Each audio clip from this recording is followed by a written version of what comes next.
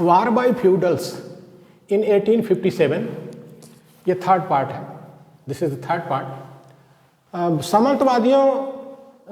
सामंतवादियों द्वारा 1857 की लड़ाई, 1857 में लड़ाई, ये जो 1857 में जो लड़ाई हुई थी अंग्रेज़ों के खिलाफ, तो इतिहास में उसको देखने के दो नज़रिए हैं। जो सामंतवादी हैं, इतिहासकार हैं, वो कहते हैं कि ये आज़ादी की लड़ाई थी, प्रथम स्वतंत्रता संग्राम था। लेकिन जो मूल निवासी बहुजन की दृष्टि है, जो SC ST OBC माइनॉरिटी की दृष्टि है, जो गरीबों के दृष्टि से देखते हैं कि इस देश की जो बहुसंख्यक जनसंख्या थी, भारत देश की जो बहुत बड़ी जनसंख्या थी, 90% जनसंख्या थी, उसके ऊपर क्या फ़र्क पड़ता, इस प्रथम स्वतंत्रता संग्राम था, क्या उनके लिए ये आज़ादी की लड़ाई थी? तो लगता है कि उनके लिए ये आज़ादी की लड़ाई नहीं थी, सही मायने में ये सामंतों की लड़ाई थी, क्योंकि सामंतों के अधिकार को जो है धीरे धीरे उनके राजपाट को अंग्रेज जो है ख़त्म करते जा रहे थे, सब पर कब्जा करते जा रहे थे। तो इसलिए इस 1857 की लड़ाई को सामंती लड़ाई कहा जा सकता है। ये सामंतवादियों की लड़ाई थी, आम जनता या गरीबों की कोई लड़ाई इसमें नहीं थी। All kings of India became sad due to the policy doctrine of lapse propounded by Dalhousie. जो लॉर्ड डलहौजी आए थे, जिनका कार्यकाल 1856 में ख़त्म हुआ था, तो उन्होंने एक व्यपगत सिद्धांत कहते हैं, जब्ती का सिद्धांत कह लीजिए, कि उन्होंने एक जब्ती का सिद्धांत बनाया था कि जिन राजे महाराजाओं के पास में जो बच्चे नहीं हैं, जिन्होंने गोद ले लिया है, तो उनको उनके राज्य को जो है अंग्रेजी राज्य में मिला लिया जाएगा। यानी जिनका उत्तराधिकारी नहीं है, उनके खून का नहीं है, तो उसके राज्य को अंग्रेजी राज्य में मिला लिया जाएगा। एक उन्होंने नीति बनाई थी डलहौजी ने। उससे क्या हुआ कि सारे भारत के राजा लोग, महाराजा जो लोग थे यहाँ पर, एक तो छोटे छोटे राजा थे, सब के सब दुखी हो गए अंग्रेजों की इस नीति से। ये हुआ है। तो डलहौजी की विलय नीति ने सभी राजाओं को व्याकुल कर दिया, सभी राजाओं को व्याकुल कर दिया। Succession of right was not for those who have no blood of originator of kingship. उत्तराधिकार का अधिकार उनको नहीं रहा, उत्तराधिकार का अधिकार उनको नहीं रहा जिनकी धमनियों में वंश के प्रवर्तक का रक्त नहीं बह रहा होता था। वंश के प्रवर्तक का रक्त नहीं बह रहा होता था। जैसे राजे महाराजे हैं, जब उनके बच्चे नहीं हुए, उन्होंने गोद ले लिया, दत्तक पुत्र बना लिया किसी को, उसको राजा बनाना चाहा, तो अंग्रेजों ने मना कर दिया, कहा कि नहीं, इस बच्चे में आपके वंश का खून नहीं है, इसलिए हम इसको आपका उत्तराधिकारी नहीं मानेंगे। और जिसने उत्तराधिकारी बनने की कोशिश किया उसको भी अंग्रेजों ने मना कर दिया। जैसे नाना साहब थे कानपुर में, बिठूर के पास में, उन्होंने कहा कि बाजीराव द्वितीय का मैं दत्तक पुत्र हूँ, तो अंग्रेजों ने मना कर दिया कि नहीं, दत्तक पुत्र हो ठीक है, बाजीराव द्वितीय की पेंशन आपको नहीं मिलेगी। वहीं से पेंशन खत्म। The right of adoption was snatched away from Hindu Kings. Hindu राजाओं से दत्तक पुत्र लेने का अधिकार छीन लिया गया।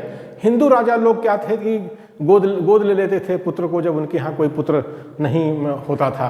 एक तो जो पुत्री होती थी, पुत्री को कोई अधिकार नहीं देते थे। हिंदू धर्मशास्त्र है, मनुस्मृति है या धर्मशास्त्र है, उसमें महिलाओं को अधिकार नहीं था, पुत्रियों को अधिकार नहीं था, पुत्र चाहिए राजा बनने के लिए। तो दत्तक पुत्र इसलिए लोग लेते थे, गोद लिया हो पुत्र लेते थे। अंग्रेजों ने मना कर दिया कि नहीं, हिंदू राजा जो हैं गोद नहीं ले सकते हैं, अगर उनके पुत्र नहीं हैं तो उनका राज जो है अंग्रेजी राज्य में मिला लिया जाएगा। Punjab, Pegu and Sikkim were merged into British empire by victory of English forces. Punjab, Pegu और सिक्किम विजय के अधिकार द्वारा विलय कर लिए गए अंग्रेजी साम्राज्य में। जो अंग्रेजी सेनाएं हैं उन्होंने पंजाब को, पीगू को और सिक्किम पर विजय प्राप्त कर ली, तो उसको अंग्रेजी राज में मिला लिया गया। तो मतलब किसी भी तरह से हो, अंग्रेजी साम्राज्य का विस्तार भारत देश के अंदर हो रहा था, और तरीके अलग अलग थे उसके। कहीं पर गोद लेने का अधिकार नहीं था, कहीं सेनाएं चली गईं, वहाँ पर कब्जा कर लिया, ऐसे चल रहा था।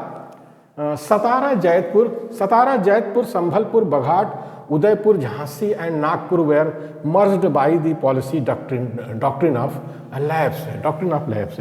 ये जो जब्ती का सिद्धांत था डलहौजी का, व्यक्तिगत सिद्धांत था, डॉक्ट्रिन ऑफ लैप्स था, उसके द्वारा क्या हुआ, सतारा, जैतपुर, संभलपुर, बघाट, उदयपुर, झांसी और नागपुर व्यक्तिगत सिद्धांत के अंतर्गत, जब्ती के सिद्धांत के अंतर्गत विलय कर लिए गए, अंग्रेजी साम्राज्य में विलय कर लिए गए।